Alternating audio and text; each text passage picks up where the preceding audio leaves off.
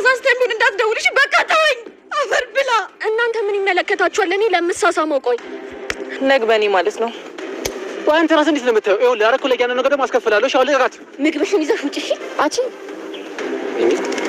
እኔና እና ካንቺ ውጪ ሌላ ሴት አለ? ማንም ፈቀደ አልፈቀደ አንቺን አገባሻለሁ። በጣም ለምን ቆይ ማለቴ እንዴት ደወልክ? በቃ እኔ ሰላም ለማለት ብቻ ነው የደወልከው? ኤላ በስህተት እንኳን ስልኬ ላይ መልሰህ እንዳትደውል እሺ? አዎ በቃ ረስቻለሁ እኔ ቆይ የሰውን ውድቀት መፈለግ የሰውን ደስታ መፈለግ እንደዚህ የራስን ደስታ ያሳጣናል። ዛሬ በፍቅር ያየነው ይህንን ነው። ፍቅር በራሷ ፍቃድ እንግዲህ ወጥመድ ውስጥ ገብታለች። ምክንያቱም ቤዛ እጅ ገብታለች። ቤዛ ሰውን በምን ላጥምድ በምን ላግኘው የምትለው ቤዛ ዛሬ ፍቅር ሰተት ብላ እቤቷ ድረስ መታላታለች። በዚህም የተነሳ ልትገላት አንገቷን ይዛታለች። ዴቭ ምንም ይሁን ምን እኔ አንቺን ከማግባት ወደ ኋላ አልልም፣ ማንም አይከለክለኝም አንቺን ለማግባት። ስለዚህ ምንም ተፈጠረ ምን አንቺ የኔና የኔ ብቻ ነሽ በማለት ለአደይ እንግዲህ የተስፋ ቃል ሰጥቷታል። ሰላም ጤና ይስጥልኝ ውድና የተከበራችሁ ተመልካቾቼ እንዴት አላችሁ? እግዚአብሔር ይመስገን እኔ በጣም ደህና ነኝ።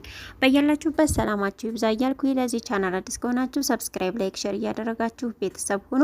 ዛሬ ደግሞ ሰራተኛ አደይ ክፍል 141ን ይዤላችሁ መጥቻለሁ። እስከ ቪዲዮ ፍጻሜ ድረስ አብራችሁ ይቆዩ። እንግዲህ በ140 ላይ ያየነው ኤላ ወደ ለሊ ስልክ ላይ ሲደውል ነበረ። ኤላም እንግዲህ የደወለው የለሊን ደህንነት ለማረጋገጥ ስለነበረ እውነት ከዚህ ጊዜ በኋላ ደውለህ ደህና ነሽ ትለኛለህ? እንደዛ ሰባብረህ ከሄድክ በኋላ ተገደልከኝ በኋላ ዛሬ ላይ ደህና ነሽ ስትለኝ አታፍርም? ይኸውልህ ኤላ ከዛሬ ጀምሮ ስልኬ ላይ ሁለተኛ ደግመህ እንዳትደውል እረስቻለሁ፣ ኤላ እረስቻለሁ እያለች እያለቀሰች ነበረ ለሊ ስልኩን የዘጋችው። በዚህም ግን ለምንድን ነው ፈጣሪ እንደዚህ የምትፈትነኝ እያለች እያለቀሰች ሳለ ባቡሬና እናቱ ወደ ለሊ ቤት ይመጣሉ። ለሊ ምን ሆነች ነው ብሎ እቅፍ አድርጎ ነበረ ያባበላት። ለምንድን ነው ግን እኔ ለምንድን ነው ይህን ያክል እምቀጣው? ፈጣሪ ግን ምን አድርጌው ነው እያለች እያለቀሰች ነበረ። ባቡሬ ግን በቃ ለሊ ተረጋጊ፣ አንቺ ጠንካራ ሰው ነሽ፣ ስለዚህ ሁሉ ነገር መቋቋም ትችያለሽ በቃ በማለት እንግዲህ አሁን የራስሽ ህይወት መጀመር አለብሽ፣ ኤላን መተው አለብሽ፣ በቃ ከህይወትሽ አውጩ። እንደዛ አድርጎች ከሄደ በኋላ ዛሬ ደውሎ ደህና ነሽ ይለሻል፣ እንዴት ቢያፍር ነው በማለት የባቡሬም እናት እንግዲህ በጣም ባለጌ ነው እያሉ ተቆጥተዋል። ሄለንና አበበም እንግዲህ የልጅነት ፍቅራቸውን አድሰው በጣም ደስ የሚል ጊዜ እያሳለፉ በነበረበት ሰዓት እንግዲህ ጫኔና አለልኝ ወደ እነሱ በመምጣት እንዴት እንደዚህ ታደርጋላችሁ? እዚህ አሁን ልጆች ቢያዋችሁ ከእናንተ ምንድን ነው የሚማሩት? እያሉ እየተቆጧቸው ይገኛሉ። ሄለን ግን እኔ ስላፈቀርኩትና ስለወደድኩት ምን አገባችሁ እናንተ በሰው ፍቅር ጣልቃ አትግቡ በማለት ነው የተናገረችው። አበበም እንግዲህ ስለ እኔ አይመለከታችሁም፣ የፈለግነውን ማድረግ እንችላለን በማለት እንግዲህ ሄለንን ከእጃቸው ነጥቆ ይዞ ሄዷል። በሌላ በኩል ደግሞ ቅምጥል ናት። ቅምጥል መንገድ ላይ እንግዲህ ቤዛን አግኝታት ነበረ።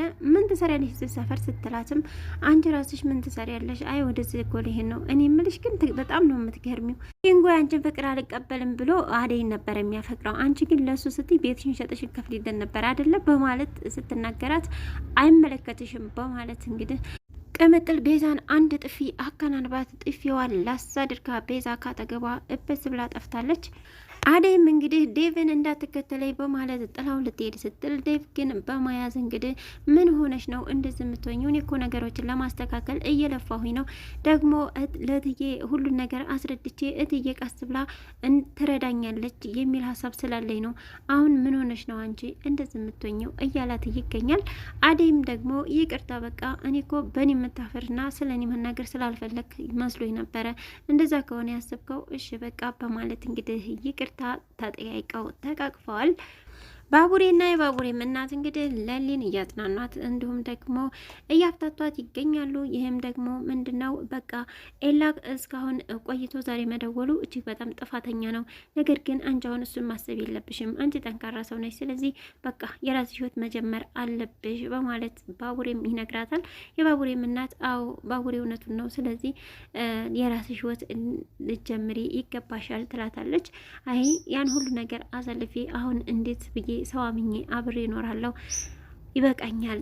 ከዚህ በኋላ ምን አይነት ህይወት ይኖረኛል ብዬ ተስፋ አደርጋለሁ እያለች እንግዲህ ለሊም እያወጣጣች ትገኛለች። ነገር ግን ከበረከት ጋር ማለትም ከባቡሬ ጋር መግባባታቸው ወደ ፍቅር ነገር ሳይሄድ አይቀርም። ኋላ ግን ከባቡሬ ጋር ፍቅር ግንኙነት ከጀመሩ በኋላ ምናልባት ኤላ በድጋሚ መጥቶ ፍቅራቸውን እንዲያበላሸው ስጋት አለ። ምክንያቱም ወንድ ልጅ ከቆረጠ ቆረጠ ነው። ነገር ግን እሱ አሁን ስለቆረጠለት አይደለም የደወለው መልሶ የሆነ የቀረው ነገር ለሊጋ ስላለ ነው ስልክ ቁጥር አውጥቶ ሊደውልላት የቻለው። እንግዲህ ፍቅርም እንግዲህ ሰሞኑን ያው ሰላም እየተሰማት እንዳልሆነ ቤት ዘግታ ምግብ አልበላም፣ ማንንም አልፈልግም፣ ማንንም አላናግርም እያለች እንደሆነ የምናውቀው ነው። እንግዲህ ከቤት ለመውጣትና ለመሄድ ሞክራለች። ስትሄድም እንግዲህ የልትሄጅ ነው ቢሏትም አሹና ሮማን እሷ ግን ምን አገባችሁ በማለት ነበረ ጥላቸው የሄደችው። ፍቅርም እንግዲህ በመንገድ ላይ በመቆም እኔ ግን ምን እየሰራሁ ነው? ምንድን ነው የማደርገው? እየኖርኩ ነው፣ እያኗኗርኩ ነው። እኔ አሁን እዚህ ኖሬ ምንድን ነው ጥቅሜ? እያለች ለብቻዋ እያሰላሰለች በምትገኝበት ሰዓት ቤዛ ወደ እሷ ትመጣለች። ቤዛም እንግዲህ ምን ሆነች ነው ሰላም አትመስሊም ስትላት ምን ሆኛለሁ? ዞር ቤ ደግሞ አንቺ ካጠገቤ ስትላት ከዛ ትንሽ በማሰላሰል እኔ ምንሽ ቤዛ አንቺ ጋር መቀመጥ እችላለሁ ለትንሽ ቀን በማለት ነበር የጠየቀቻት። ትቼ ያለሽ ግን ምን ሆነሽ ነው ብትላትም ምንም አልሆንኩኝ በቃ ብቻ መሆን ፈልጌ ነው ከእናቴ ውጪ ማንም የሚወደኝ የለም ሁሉም እያስመሰለ ነው በማለት ነበረ እየተናገረችው። እንደዚህም ከተነጋገሩ በኋላ እንግዲህ ከቤዛ ጋር ተያይዘው ወደ ቤዛ ቤት ሄደዋል። የፍቅርም እናት እንግዲህ ወደ ቤት ወደ ክላሷ በመግባት ፍቅርን ልጠራት ሞክራ ነበር። ነገር ግን ፍቅር በሯን ዘግታ የለችም ነበረ። በሩን ከፍታ ካየች በኋላም እንደሌለች ስታውቅ ሮማን እያለች ወደ ውጭ ወጣ እየተጣራች ነበረ። ሮማንና ሹም እታች ቁጭ ብለው እያወሩ ስለነበረ ፍቅር የት ሄዳ ነው ብትላቸው የልትሄጅ ነው ስንላት አንሰማም ብላን ወጣች በማለት ይነግሯታል። እንዴት እንደዛ በዛ ሙድ ውስጥ ሆና እንዴት ስትወጣ ዝም ትላላችሁ? ቢያንስ ለእኔ አትነግሩኝም? ሁለታችሁም ባለጌዎች ናችሁ፣ እንዴት ትጨክናላችሁ? በማለት እንግዲህ ሂዱ ፈልጓት በማለት ትልካቸዋለች። በፍቅር መጥፋት እንግዲህ ሁሉም ተረብሸው እየፈለጓት ይገኛሉ። እናቷም ደግሞ ወደ ውጭ እስኪ ወጥቼ ለያት በማለት እንግዲህ ውጭውን እየፈለገቻት ትገኛለች።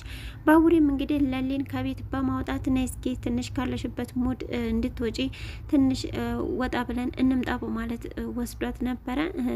ጁሱ ምኑን ገባብዞ እንዲሁም ደግሞ በጣም ነው የማመሰግነው በማለት አሁን ሰላም እየተሰማኝ ነው በማለት ለሊም ፈገግ ብላለች። ወንድሜ እያለችም እንግዲህ ያመሰገነችው ትገኛለች። ወንድምሽ እንዲሆን ትፈልጊያለሽ ቢላትም አዋ ከክፉ ነገር ከሁሉ ነገር እኮ የሚጠብቅ ወንድም ነው እያለችውም ትገኛለች። እንዲሁም ደግሞ ማዘሯንና አዴን አንድ ቀን እዚህ እናመጣና እናዝናናቸዋለን እያሉም እንግዲህ ቀጠሮ ይዘላቸዋል። ቤዛም እንግዲህ ወደነ ፍቅር አካባቢ ጉድ ስትል ዴቭ ፍቅርን በመፈለግ ላይ ሳለ ያገኛታል። የልትሄጂ ነው እንደዚህ የምትርበተበችው ይላታል። ምክንያቱም መንገዷን ስታ ነበረ ዴቭን ስታየው ሌላ መንገድ የቀየሰችው። እሱም ፍቅርን እንዳየቻትና እንዳላየቻት ጠይቋት ነበረ። እሷ ግን አላየዋትም በማለት ነው የመለሰችው። ካገኘሻት ግን ዴቭ እንደምፈልጋት ንገሪያት በማለት ይነግራታል። ለሊ አሁንም ወደ ቤት ብትመለስም ነገር ግን ከኤላ ጋር ያወሩትን እንዲሁም ደግሞ ያላትን እንዲሁም ያሳለፉትን ትዝታዎች አሁንም እየተመለሰች እያሰበች ትገኛለች። ልትረሳው ስትል የባሰ ትዝታዎቿን ቀስቅሶባት ሄዷል። ቤዛም እንግዲህ ከፍቅር ጋር የተስማማችው ብር እንደምትሰጣት ነበረ። እናቴ ታማለች፣ ያው ብር ያስፈልገኛል በማለት ነበረው ፍቅርን የወሰደቻት። ፍቅርም ችግር የለም ለብሩ በማለት ነበረ እንግዲህ ቤት ከወሰደቻትም በኋላ እሷ ወደ ውጭ ወጥታ ነበረ። ስትመለስ ግን ፍቅር ተኝታ ነበር፣ እንቅልፍ ወስዷት ነበረ። ከዛም ቤዛ ልክ እንደገባች አንቺ ተንከሲስ እንደው አቅለብልቦ እቤት ያመጣሽ አይደለም በማለት ልክ እንደገባች አንገቷን ይዛ ነበረ እንግዲህ ያፈራገጠቻት። ፍቅር እንግዲህ እንድትሞት ትችላለች ወይንስ ደግሞ ትድን ይሆን ያው በመደራደር በብር ህይወቷን ታተርፍ ይሆን አብረን የምናየው ነው የሚሆነው። በቀጣይ ቪዲዮ እስከምንገናኝ ቸር ቆዩ እያልኩኝ እዚሁ ሰናበታችኋለሁ። ለቻናሉ አዲስ ከሆናችሁ ሰብስክራይብ፣ ላይክ፣ ሼር እያደረጋችሁ አበረታቱኝ። ሰላም ለሀገራችን፣ ሰላም ለህዝባችን።